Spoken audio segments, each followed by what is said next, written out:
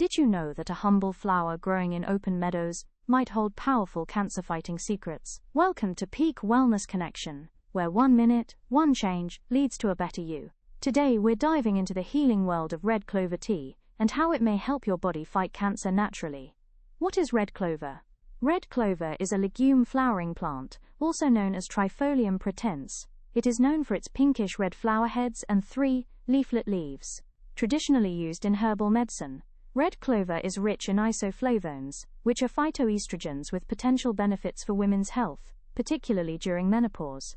These compounds offer antioxidant and anti-inflammatory effects. How it helps fight cancer. Research suggests red clover's isoflavones may slow the growth of cancer cells, especially in prostate, breast, and endometrial cancers.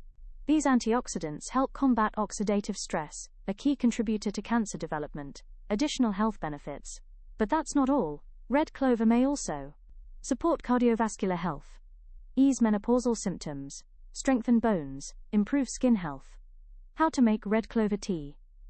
Here's how to brew it. Use 1 to 2 teaspoons of dried red clover blossoms per cup. Pour boiling water over the herbs. Steep for 10 to 15 minutes. Strain and enjoy 1 to 2 cups daily. Safety and precautions. Always consult your healthcare provider, especially if you're on hormone-sensitive medications or undergoing cancer treatment. Red clover is powerful, but it's not a cure or replacement for medical therapy. Natural remedies like red clover remind us that healing can begin in the simplest places, like your kitchen.